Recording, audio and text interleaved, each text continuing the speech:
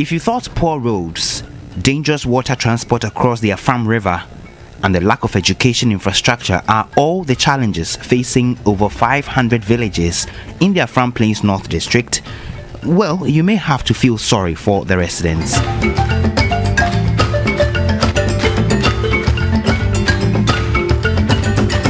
Because once you make the trip to the island villages, you are cut off from the rest of the world, literally.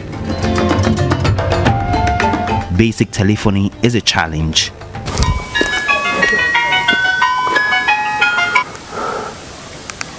Uya, yeah. Let me do my banner.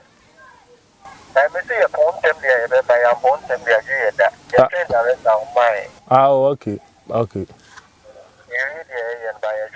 No, I'm going to you know there. So, man, oh, network. This is my phone. We have somebody's phone here, another phone here. So, if you want to make call, you guess what? You just come and stand here, and what? You take your phone and make the call. If you finish, then you walk straight to the house. The moment you come, maybe you will see a missed call on it. You stand there and call the person again. The lack of telephony service means research for academic work is absent. With the teachers, before you teach, you have to go and stand at a vantage point and surf the internet before you can come and teach. Executive Director of Education think tank Africa Education Watch, Kofi Asare, is worried this continues to widen the inequality gap. And the fact that you don't have access to internet, you are actually cut off from the rest of the world. Who can live without internet? Which educated person can live without internet in Ghana? But the teacher accepts to live in, Tatale, in Tatale or in Zabzugu or in Kwanta South or in Tufuhimain, some part of Tufuhimain like Adade Kofi, where there's no electricity or there's no internet. And it means that there must be an opportunity cost. They are actually missing out on economic opportunities. They can't do part-time classes.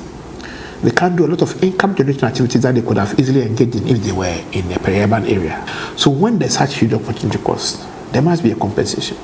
Despite the fact that this particular area is an area where the residents are able to get some connectivity to make phone calls, it's limited to just phone calls. Social media is a luxury because the 15 to 20 minutes I've been here, social media apps are all off.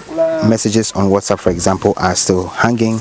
In November 2020, President Akufo-Addo launched the Rural Telephony and Digital Inclusion Project to be undertaken by the Ministry for Communications and the Ghana Investment Fund for Electronic Communication, GIFEC. The project, in partnership with MTN, Vodafone and Huawei, was to provide data and voice connectivity to 2016 rural telephony sites in underserved and unserved communities.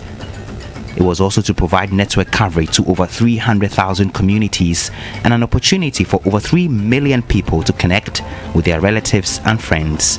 Member of Parliament for Afram Plains North, Betty Crosby Mensah, wants the telecom operators to look to these island communities. I've written a series of letters to GIFEC. I have also filed a question on the floor to the Minister for Communication. Indeed, that question is yet to be admitted on the floor of Parliament. So I'm still holding on and I'm waiting to hear what the Minister for Communication and Digitalization has what she has to say. I'll be very pleased if they are able to mount some communication masts on the Volta Lake, because we have a lot of communities there and the population there is very, very huge. I'm using the opportunity to also speak to the various telcos, MTN, Vodafone, that yes, the population on the Afram Plains, Volta Lake is very huge. So if they are looking for business, then they should reach out to us. Until then, the curious case of residents clinging their headsets to trees and rocks just so they can get basic telephony services to connect to the rest of the world will continue. And in times of emergencies, they may count on divine providence to scale through.